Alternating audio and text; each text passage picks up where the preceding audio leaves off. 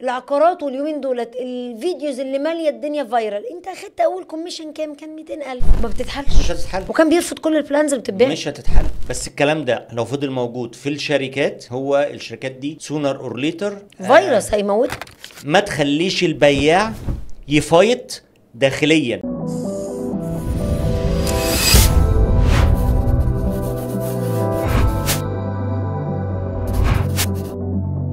حلقه جديده من بودكاست روشتة التسويق مع مستر محمد الزكي.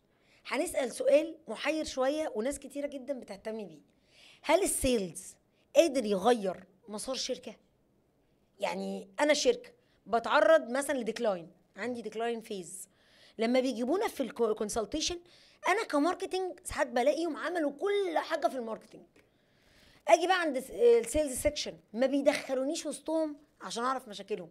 فلما اجي اقعد مع السيلز مانجر، انا الناس بتاعتي شغاله، انا بقوم بعدد زيارات اكس، انا الناس بتعمل كذا، انا الناس بتلاقي كذا، المنافسين يبدا يسترس على كل الستراتس، الدولار، البنزين، مرتبات الناس قليله، يبدا يخبط لي يخبط لي يخبط لي لحد ما نوصل لمرحله ان هو كسيلز ديبارتمنت ملوش دعوه، وتفضل الفجوه موجوده. وعايزه اقول لحضرتك، وده شفتها في مصنع، لحد ما المكان قفل. قعدنا سنة بنلف على مشروع كان من ميجا ومع بعض، وما رضيوش يدخلوني وسطهم. ومش انا بس، يعني انا وجبنا معانا 3 كونسلتنتس والثلاثه كويسين جدا، منهم حد ماسك اساس الكامبينز، قال لك الكامبينز زي الفل. يعني انا بجيب لك الليد، انت بتقول اي كلام، لما جيت بقول له اصل وفصل قال لي بصي مش هقتنع، الدنيا كويسه جدا، حضرتك يا دكتوره ليكي الجزء بتاعك وانا الجزء بتاعي بقول لك ده كويس. فهل فعلا في مرحله السيلز يقدر يوقع الشركه ده انه يقفلها؟ طبعا السيلز يقدر يقوم الشركة، والسيلز يقدر يوقع الشركة. بس انا هقف عند نقطة معينة في الكيس اللي حضرتك كنت بتتكلمي عنها. السيلز مانجر اللي في الكيس اللي كنت حضرتك بتتكلمي عنها ده، اللي هو دايما عملوا لك ايه؟ احنا عملنا، احنا كل حاجة تمام، احنا كل حاجة مش عارف ايه، لا ما اصل هي المشكلة بره، المشكلة فيكو، المشكلة مش عارف في ايه.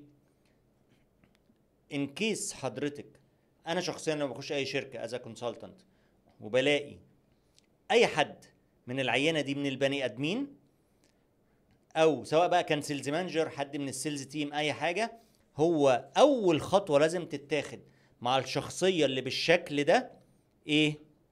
طلقة هنا. انا مش بهزر، ان انا طلقة احكم هنا بين عليه، حواجبه. ان انا احكم عليه ويمشي، يعني من الاخر هو اللي موقعها. لا حضرتك مش يمشي، ده شخص توكسيك. حتى لو سبتيه يمشي فهو هيروح مكان تاني يبليهم بنفس التوكسيك فايبس اللي هو عمال ينشرها دي. ده حله طلقة هنا بين حواجبه علشان العالم يرتاح منه. هي البني ادمين، في بني ادم بيبقى بوزيتيف وفي بني ادم بيبقى نيجاتيف. في بني ادم بيبقى برو اكت، وفي بني ادم ري اكت، وفي بني ادم نو اكت. البني ادمين اللي هم النو اكت اللي زي ده، انا لما بخش اي اورجانيزيشن حلي معاهم، يعني اول كده اول ما بخش اي شركه بدور على دول في الاول، لان هم دول بيبقوا احد الاسباب القويه لبوظان الشركه.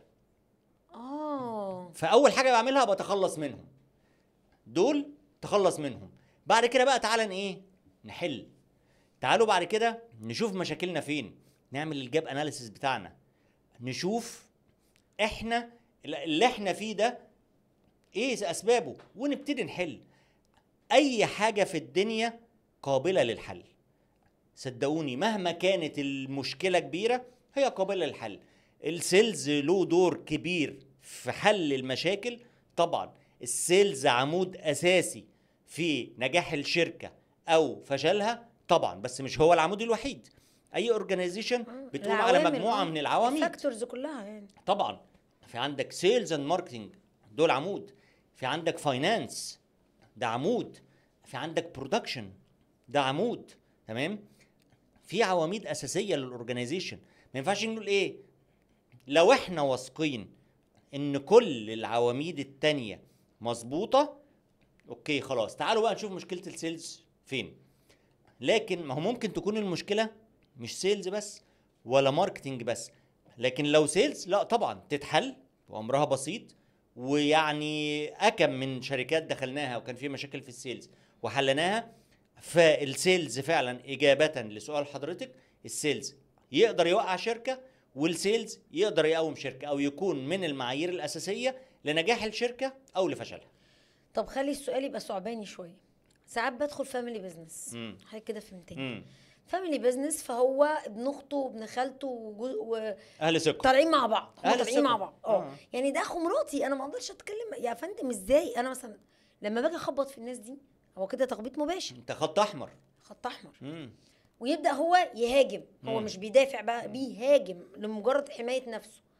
ليه حلول عشان الموضوع ده بقى يعني منتشر وفي البيزنس الكبيره. طبعا اللي من فوق عايز يحل ولا مش عايز يحل؟ عايز هو يحل مشاكله معاهم.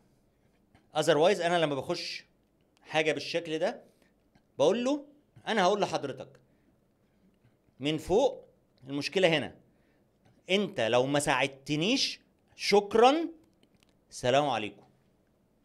بلاقيها كتير وفي شركات كتير اللي هي قائمه على الفاميلي بيزنس، اللي هو اصل ده معايا بقاله 20 سنه. حرام، ده بنا، ده كان بيشيل، يعني اسفه يعني مكان كبير جدا جدا للاجهزه الكهربائيه اللي بالقسط، يعني كبير جدا، رقم واحد في مصر يعتبر. قال لي بالنص كده، قال لي وانا بعمل كونسلتيشن، ده كان بيشيل الغسالات على ظهره بدل الشيال. فحضرتك جايه النهارده، قلت له طب خليه استشاري، اديه راتبه وقعده جنبك. ما هو ما اقدرش وابتدى يريزست معايا بقى، لدرجه ان احنا ابتدينا نعمل ايه، عملنا كوميتي تحتيه عشان نخرج من الموضوع ده. والكوميتي ليها حق التنفيذ بعد الرجوع لمين؟ لبرضه العنصر الاساسي، الشخص القديم اللي مجنني. مش هتتحل. ما بتتحلش، مش هتتحل، وكان بيرفض كل البلانز اللي بتتباع. مش هتتحل. فانا هوجع قلبي ليه؟ لا انا بص، هتحل هتساعدني اوكي، مش هتنفذ انت حر. لان حرام عليك انا اجي لك واسمي كونسلتنت، واول حاجه معلش كونسلتنت بعد ما بيمشي المؤسسه بيتقال عليه ايه؟ خد فلوس وما عملش حاجه. مش ده بيحصل؟ بس نقعد انا بحاول احل لك. لا ما هو جت وقعدت ودربت، انا شفتها في مجموعه صيدليات كبيره. وبعد ما رحت وعينيا طلعت، كل البلان اللي اتعملت اترفضت امتى بقى؟ بعد ما مشيت ب3 شهور لم يتم تنفيذ حرف واحد منها. طب ليه؟ على ايه؟ وبعدين بقى الفيدباك اللي جالي من الشير هولدرز، طب ما انت جيتي وما فيش حاجه اتنفذت، طب انا عملت لك البلان، انا هعمل ايه؟ وسلمتها لك، اللي عندك رفضوا، قدرت تقول لهم اعملوا ده؟ لا بالعكس، سبتهم عملوا اللي هم عايزينه. وده عيب من عيوب المؤسسات الكبيره، خلي بالك حضرتك. الصغير تقدر تتحكم فيه، لان هو خايف من ان هو يخرق من الديكلاين. القرار عند اللي فوق، الشير هولدرز. صح. عايزين انا اي شغل، انا بقول لازم يحصل 1 2 3 4. تمام. انت عايز حاجه تانية انت حر، هي شركتي ولا شركتك؟ صح. سلام عليكم. في الحته دي قوي، يعني انا بتحرج وبقعد بقى متضايقه جدا. ومش انا بس، انا واغلب الكونسلتنتس اللي معايا بنحس ان احنا، طب انت جايبنا ليه؟ ساعات بحس ان حد جايبنا، والله كنت له حاجه القصه دي عشان اصدق على كلامه مع الشير هولدرز التانيين. مش ده حضرتك بتقابلك؟ يعني ساعات يجيبني يقول لي هو البلان ورك اراوندز بقى ومش عارف ايه، وتعالى انت في صفي عشان مش عارف ايه، عشان نثبت للناس مش عارف. انا يعني الكلام ده كتير، بس الكلام ده لو فضل موجود في الشركات، هو الشركات دي سونر اور ليتر فيروس هيموتها، هتموت. فيروس هتموت. طيب عايزين بقى تركات بسيطه كده، لو انا عملتها في الشركات مبيعاتي هتتضاعف. تركايه حضرتك او شويه تركات كده حضرتك تنصحنا بيها لو قمنا بيها كشركات، شويه تضاعف المبيعات في الوضع الحالي للبلد. يعني من الحاجات المهمه جدا اللي لازم عشان نقدر نكبر البيزنس بتاعنا او نكبر المبيعات، ان لازم يكون عندك اوتوميتد سيستم للسيلز. ده مهم، وده من الايه، من الحاجات الجديده اللي بتستخدم فيها التكنولوجي. يبقى عندك اي تولز، عندك CRM بشكل محترم، وعامل اوتوميشن سيستم للسيلز بشكل كويس، عامل ورك فلو محترم لإدارة السيلز انترنالي. دي مهمة جدا، من الحاجات اللي بتنجح السيلز وتخلي السيلز يتضاعف. السيلز اوبريشن، ان انت ظابط كل ما يتعلق بالبروسيس الداخلية والسيلز اوبريشن جوه شركتك. ما تخليش البياع يفايت داخليا ده انا بشوفه في شركات كتير. الله، دي مهمه قوي دي. خلي البياع يفايت خارجيا، ما يبقاش كمان معاك انت بيجادل ويقاوح ويتحايل وان انت توفر له اقل سبل الراحه يعني. بالظبط. فخلي البياع مجهوده وذهنه وكل امكانياته متوجهه لايه؟ لبره، للسوق، للمنافسين، للعميل. انا بخش شركات بلاقي اداره السيلز 50-60% من وقتها بتفايت داخليا. وعلى الترابيزات، وده يخزوق في ده، وده سوري يعني، وده يقول لده وده على ده. انا شفتها كتير. انا المجال ده تعبت منه يعني. دخلت فيه صغيره وشفت كتير. الكبير لو لقى الصغير بيترقى ما كانش بيرحمه. بالظبط، ما كانش بيرحمه. اظبط لهم السيلز اوبريشن، اعمل لهم اوتوميشن سيستم محترم باستخدام التولز الجديده بتاعه الاي اي. اعمل لهم بما فيها CRM كمان محترم، داتابيز مانجمنت سيستم محترم، ده مهم جدا. اعمل لهم اسكيمه حلوه تحفيزيه. انا بلاقي بعض الشركات بيبقى مش عايز يطلع الجنيه للبياع. ليه؟ الله، ليه؟ اديهم ليه يا فندم؟ ليه حضرتك؟ ده البياع ده هو كنزك. يقعد يأخر له الكوميشن بال3 شهور وبال6، وساعات يقول له انت عملت كذا الKPI مش عاجبني، يخصم له. خاصه العقارات، اللعب كله في العقاري. يبقى بيع برقم كبير ويقول اصل البروكر، واصل اطلع كاش باك، واصل اعمل مش عارفه ايه، ويفضل يملص فلوسه لحد ما يدمره. هيبقى لك ازاي؟ هيبقى راضي ازاي؟ اعمل له سيلز سكيمه تحفيزيه محترمه، واديله حقه قبل ما هو يفكر في ان هو حقه هيجي امتى. اوكي تمام. ودايما حفزه بقى ان يبقى في موتيفيشن. ما هي سكيمه لازم تبقى تحفيزيه. سكيمه تحفيزيه وتضمن حقوقه وتديهوله اون تايم شارب. اون تايم. تمام. اوجد سيلز مانجر قوي. حط بقى تحت دي 100 خط. السيلز مانجر نص الاداره. ان هو يتحكم في الناس، او يعني مش يتحكم، يقدر ان هو يديرهم بذكاء، فيحببهم في السيلز بروسيس وفي الشركه وبتاع، فيبقى ليهم لويالتي. لان خلق اللويالتي ده بقى مستحيل يعني. حضرتك عارف سيلز مانجر نص الاداره. اوجد سيلز مانجر قوي فاهم سوي نفسيا.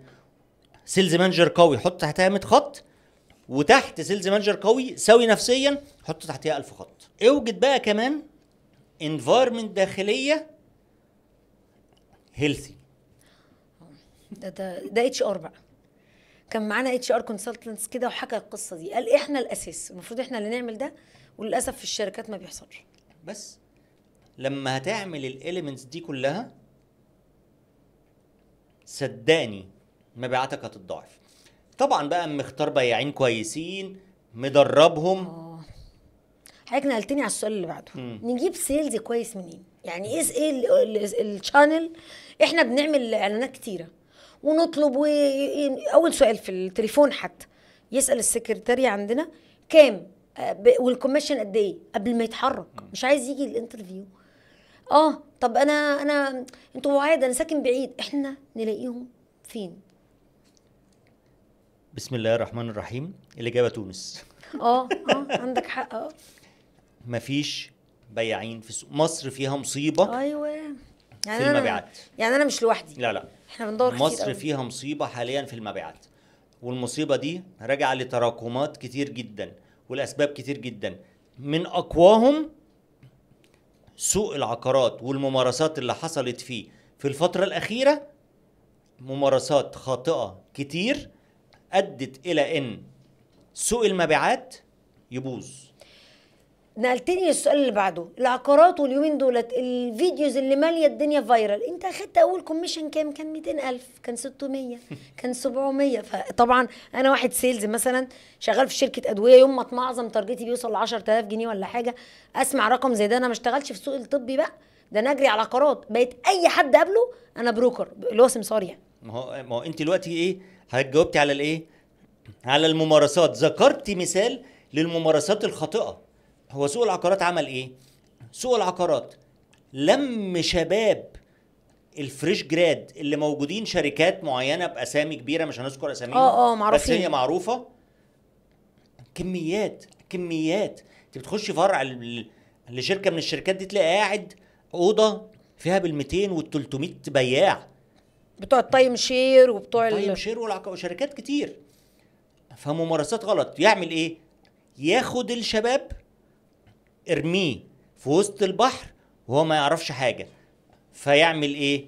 الولد او الشاب من دول يقعد يخبط يخبط يخبط يخبط يخبط، ما يتعلمش حاجه، ما ينجحش، ما يكسبش، يكره الشغلانه، شويه يرفدوه. خرج بامبريشن وبامباكت عن الشغلانه دي ان هي شغلانه ايه؟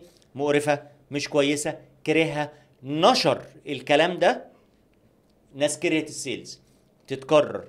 فالفيديوز اللي بيعملوها دي على فكره، هي كل الفيديوز دي الهدف منها ايه؟ عارفه زي اشجعك تدخل المجال، بس كده.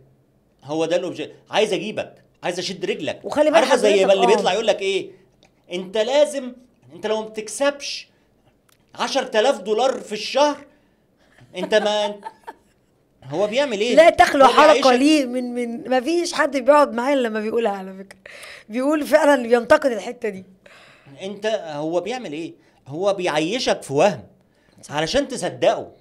هم نفس اللي بيعملوه بتوع العقارات كده، اللي فيديوز دي بيعيشك في الوهم فتطلع تجري وراهم. بس هم بيجيبوا فلوس. يعني هقول لك حاجه، انا بحس ان هم مش بيكلفوا المنظومه. يعني انا مثلا عينت 30 واحد سيلز، مرتبه البيزك مثلا 4-5 آلاف جنيه، مش مكلفني، وليا من البيع التوتال طالع لي $1,000,000 هامش ربح. سوري يعني انا اسفه، طز ان انا عين 20-30 واحد مش فارقين معايا عدد وخلاص. اهي مكاتب وتليفونات، كل اللي عليا بالخطوط. مين منهم اللي بينجح؟ اللي بينجح قليلين قوي. بالظبط، اللي بينجح قليلين. بالظبط. فتلاقي واحد مثلا بقى له 10 سنين، انا اسفه، بلاقي ما عندوش شعرايه من اللي مر بيه، بيعدي عليه شهور مش لاقي ياكل، فيقوم يعمل بيعه تفضل معاه في المجال بقى سنين. ما هو خد 200,000 مثلا، بالظبط، عوضت له اللي فات. بالظبط. يبقى هو ده فكره الخدع. عايزه من حضرتك نصيحه طويله شويه. انا شاب لسه متخرج، مجال السيلز ده معروف ان هو مجال الفلوس، وطبعا اللي حضرتك هتقوله ده هيحل الجاب اللي حاصله عندنا في السوق في ان مفيش سيلز، ولو موجود هو هلهلي يعني شغاله وخلاص مبيعات. عايزين من حضرتك نصيحه، وهسمعك بكل اريحيه عشان الشباب يسمعونا، يسمعوا حد حقيقي. احنا عايزينهم يسمعوا حد حقيقي. لو حضرتك عايز تخش مجال السيلز، اول حاجه لازم تبقى داخل مجال السيلز عن اقتناع تام. انا اي حد بيجي بعمل له انترفيو ويقول لي انا داخل السيلز مرحله، برفضه. اوعى تخش السيلز الا اذا كنت مقتنع تماما ان هو ده الكارير بتاعك. فدي اول نصيحه، وبتحبه وبتعشقه. طب انا هحكي لحضرتك حاجه، انت تعرف ان انا داخل السيلز برغبتي الكامله. انا اول ما اتخرجت اشتغلت في بنك، وبنك من اكبر البنوك اللي موجوده في العالم، وفي اداره من افضل الادارات. كان مكتبي كده ايه في الدور ال30 في برج كبير، وماسك بنك تشيز مانهاتن سيكيورتيز اوبريشن. انا قدمت استقالتي من البنك علشان عايز اشتغل سيلز، اللي هو طبعا ده بالنسبه لناس كتير ده شخص مش طبيعي. انت ازاي تسيب بنك وفي بنك كبير وفي اداره اجمد اداره عشان تنزل تشتغل سيلز؟ فدي اول نصيحه. لو هتركب المركب بتاعه السيلز، احرق كل المراكب علشان تبقى عارف ان المركب دي هي الوحيده اللي موجوده، يا هتوصلك بر الامان يا هتغرق. فده اول كونسبت او اول نصيحه. تاني نصيحه، اتعلم اتدرب كتير قوي. ما تبخلش على نفسك في تعليم وفي تدريب وانت في بدايات حياتك. يعني ما يدورش على سالري في الاول زي ما بيعملوا دلوقتي. اتعلم واصرف على نفسك. في الاول اصرف على نفسك كورسات، واسمع، واقعد اسمع من اي حد، واقعد اسمع من كل الناس. اي حد هيديك معلومه حتى لو المعلومه دي قد كده خدها منه يعني انها وتعلمها. اثارت خبرته، فانت جاي بتاخد كلمه في اصل عمر. بالظبط. فدي تاني نصيحه. تالت نصيحه في بداياتك، اللي انا بقوله ده والله روشتة للبياع عشان يخش في المجال. لا تستخسر لا وقت ولا مجهود ولا صحة وانت صغير. اقسم بالله العظيم وانا صغير اول ما اشتغلت بقى في شركات، انا كنت بروح يا دكتور يوميا لما فرد الامن يقول لي يا مستر محمد عايز اقفل عشان انام، عشان انا هصحى الصبح افتح. انا دلوقتي بشوف السيلز الساعه 6 الا ربع واقف قدام البصمه مستني ربع ساعه. وراك ايه؟ ما اتعب شويه في الاول، اتعب علشان تقدر بعد كده ترتاح. الفلوس انت بتدور عليها تجيب. ترتاح. تمام.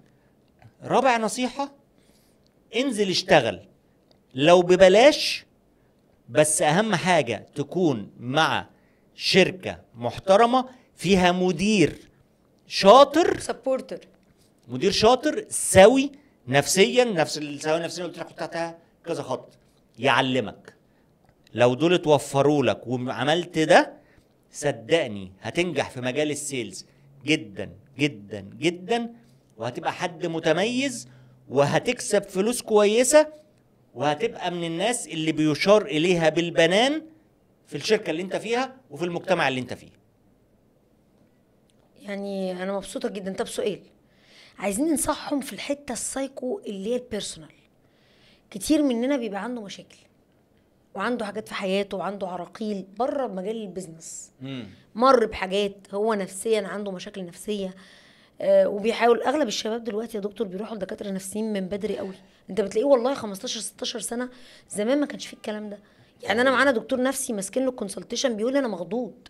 كلهم مراهقين. قال لي يعني انا كان بيجي لي هو كبير بقى، ده حصل زمان، لا دلوقتي أصل بقى. طب اللي لسه بادئ ده يعني ودنيته مش عنده حاجات عراقيل داخليه او وعنده مشاكل ظاهره. يعني مثلا حد مش متقبل ان حد ينصحه، حد مش متقبل يبقى ليه مدير والايجو عنده عالي. الشباب اللي من دولت الايجو عندهم غريب، انا مش عارفه الثقه جايه لهم منين. حلها ايه؟ هم بصي هو جيل مختلف عننا يا دكتور، لازم نتفق. وما نبقاش قاسيين قوي عليهم. ما هو انا ابني منهم.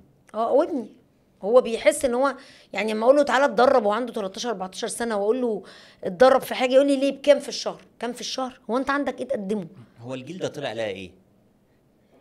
لقى ناس ما بتعملش حاجه وما بتقدمش حاجه وبتاخد فلوس كتير وبتتشهر.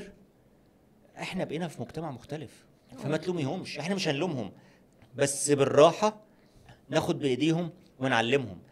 انا عارف ان في مشكله، والله عارف ان في مشكله عندهم وفي مشكله عندنا، احنا لا احنا فاهمينهم ولا هم فاهميننا. بس عايز اقول لحضرتك حاجه، هم احسن مننا بكتير، هم متطلعين اكتر مننا بكتير. انا الحاجه اللي انا بعملها في ساعات الجيل ده ممكن يعملها في 5 دقايق. ده حقيقي. لان هم بقى عندهم انفتاح وفاهمين وبقوا تحت ايديهم تكنولوجي وتولز مش بتاعتنا. هي بس مشكلتهم ان هم مستعجلين قوي، مستعجلين النجاح. فهي دي اللي لازم ايه، بالراحه نعلمهم ان النجاح ايه، الصبر ما بيجيش بسهوله، وما بيجيش بسهوله. والنجاح اللي بيتبني على فراغ ده مش نجاح. والنماذج اللي انت بتشوفها دي مش هي احسن حاجه. مش معنى ان هو بقى شخص مشهور ولا معنى ان هو بقى معاه فلوس ان هو ناجح. بس مقياس النجاح عندهم بقى الفلوس، الفيلا، الناني، العربيه البي ام، هو ده مقياس النجاح. بس مش لو ما توفرش هو مش بس. فده بيبقى محتاج شويه وقت، شويه نقاش، شويه هدوء في التعامل ما بيننا وما بينهم. لان هم فعلا يعني انا عارف ان هم تحت ضغوطات كتير، انا والله متفاهم، واحنا مش مستوعبين اللي بيحصل. احنا جيلنا يا دكتور شاف حاجات كتير قوي. ثوره وكورونا احنا جيلنا، انا جيلي من ايام التليفون ابو منافله، وصلنا لغايه التكنولوجي بتاعت ان انت تشوف ناس ومش حقيقيه والفي ار والمش عارف ايه. فاحنا جيل شاف حاجات كتير. مرينا هم جامد. جيل طلع على ده بس، فاحنا برضو ما عندنا يعرفش ايام التليفون اللي كان بيتقفل بيقفل ده ولا الكلام ده. نوع المكالمه غاليه. فهم كل ما هنالك هم بس محتاجين يستوعبوا ان مفيش حاجه بتيجي بسرعه، والنجاح اللي انت بتشوفه ده هو مش نجاح حقيقي، ده نجاح مزيف. هم مش هيستوعبوا ده. بس عايز اقول لك حاجه، بالوقت اما بيكبروا ويشوفوا بيبتدي ايه يستوعبوا شويه بشويه. احنا مستعجلين عليهم، او احنا مستعجلين احنا نفهمهم. هم مستعجلين نجاح، هم مستعجلين نجاح واحنا مستعجلين نفهمهم، فمش ملتقيين. هو عايز يوصل بسرعه وانا عايز افهمك. ماشي، ما هو انا عندي مشكله لما بقابل بالجيل اللي هنقول الحالي، حاجه ممكن تقابله عنده 29 30 سنه، واسفه مع احترامي صايع. والمشكله لما بيجي لك في ميتنج او انترفيو هو عنده ثقه محدش عارف جابها منين. يعني متنطط في 60 شركه وماشي من كل شركه بحوار وما يقولكش ده انا. طب انت ايه اللي ممشيك من كل ده؟ طب انا عايز اعمل ريكومنديشن ليتر مثلا اكلم شركتك، فالاتش ار لا انا ماشي من عندهم بمشكله، دول اغبياء، دول ما بيفهموش. تشوف له مثلا قصه نجاح، طب اديني سكسس ستوري، طب اديك كذا ستادي يحلها، قول له انا عندي ما بيردش. مش عارف كبير. هي دي المشكله. ف هل الحل ان هم ينزلوا انترنشيبس مثلا، يتدربوا في شركات، يطحنوا شويه؟ انا شايف ان هم ما يدوروش على الفلوس دلوقتي. ولا بقى هيبقى البودكاست ده اصل انتوا بتقولوا لنا ما نجيبش فلوس وهتفهمني، او انتوا عاملينها لتسخيرنا. يعني انا حد قال لي الكلمه دي، قال لي حضرتك بتدعوا ان احنا يبهدلونا ويسخرونا في الشركات. قلت له ليه؟ انت عندك ايه تديه عشان الشركه تستحملك؟ ما انت هتغلط، انت ما تبقى معايا تحت هتكلفني، بيكلفني وقت ومجهود ومانجمنت واداره ومشاكل ومش، ما هو بيكلفني. هيفهمني؟ هو بقى حاسس ان هو بيكلفني؟ لا للاسف، لا مش فاهم ده، هيتصدم. بس هي احنا المشكله في الايه؟ في الجاب اللي ما بين ان هو يفهم فيتصدم. احنا عايزين نفهمه من بدري، بس هو هيفهم وهيتصدم وهيرجع للواقع وهيدرك. الجيل بقى اللي هو الصغير اللي لسه طالع، اللي طالع مش جين زي بقى، اللي هو جين الفا. مختلف. فاهمين يا رب. مختلف، هو اللي لسه وعايز يتعلم وعايز ينزل يعمل انترن وعنده استعداد. انا بشوف بقى كتير من ده شباب لسه ايه 13 و4 اولاد و12 و15. الجيل اللي هو شفتها في انترنشيب في كايزو. باسم ابو سمره كان بيقول ده انا عندي انترنشيب وشفت لك عدد، انا نفسي دخلت قلت له ابني ومش بعدين لقيت نفس العدد كبير فعلا ما شاء الله. انا استغربت. الجين الفا لا، والاهالي راضيه فرحانه، مش زمان بقى الجيلين اللي فاتوا بين وبين تقول لك لا هيتمرمط، لا ده عادي واقف على البطاطس وواقف على البتاع وهو بنفسه قال وبيتصور بقى معاهم يا جماعه الشباب وطاقه التصوير. بالظبط. عندنا بشوف شباب صغير بادئ في قصه التصوير من زمان. حد المونتاج، فانا اقول ايه ده؟ طب ده عملها ازاي؟ فدلوقتي لا، انا عندي طلبه جامعه في يعني خلص السنه دي ثالثه ثانوي، تلاقيه مسك مودريشن 6-7 صفحه وبيرد طبعا الرد في المودريشن بيديه سيلز ايه اكسبيرينس، لانك بتستحمل حد بيرغي معاك في الصفحه بس هو لا شايفك ولا انت شايفه.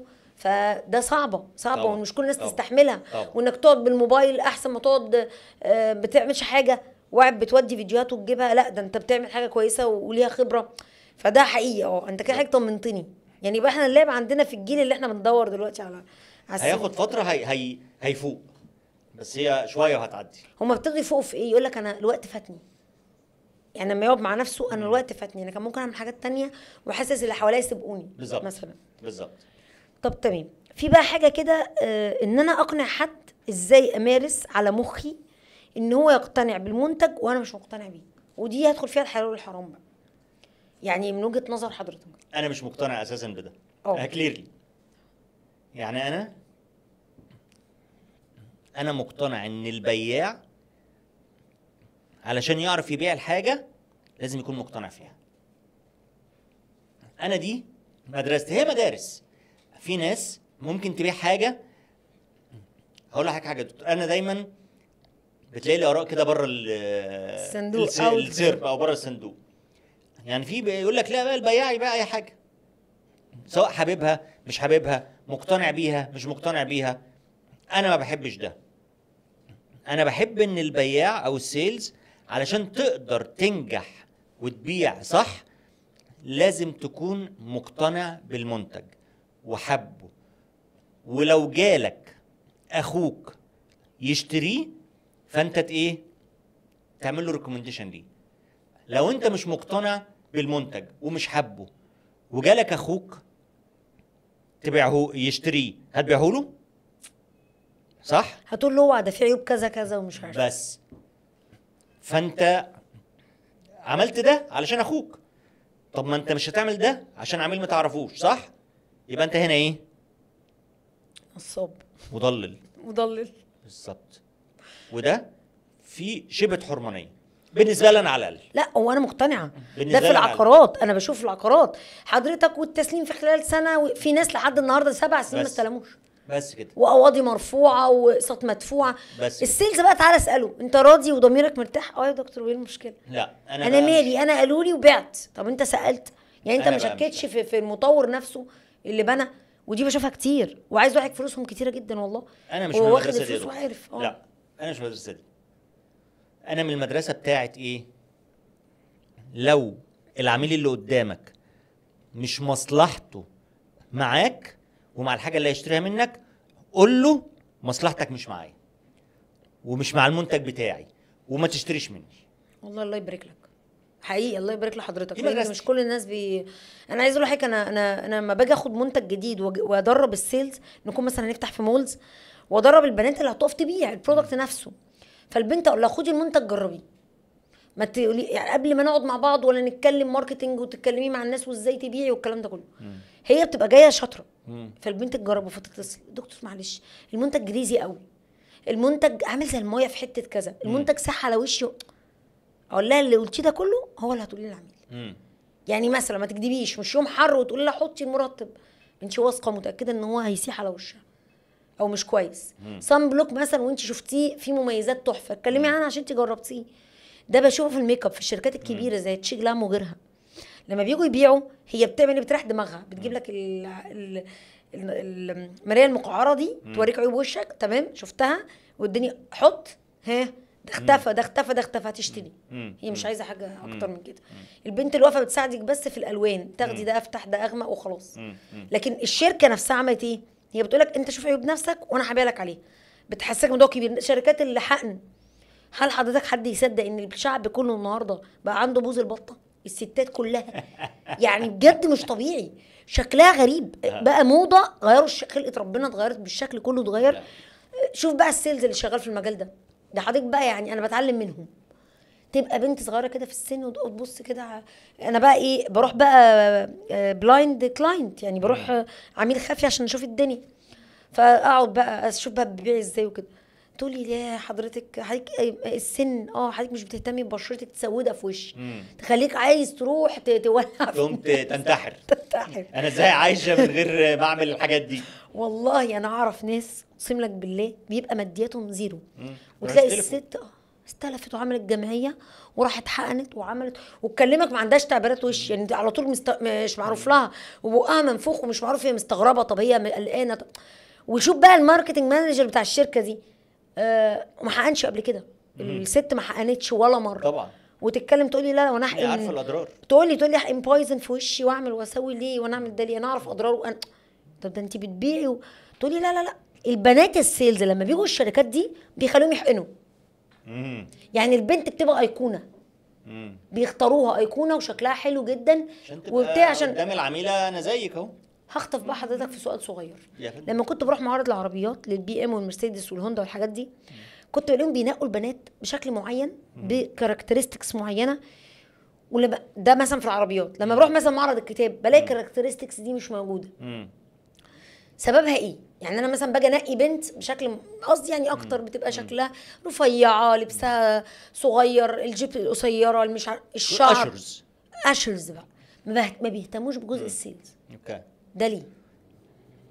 هو في بعض المجالات اللي زي الريال استيت، العربيات، بيبقوا اللي في الايفنتس او المعارض دي هم ما بيبقوش بياعين، هو بيبقى كل سبب وجودهم ان هم اشرز.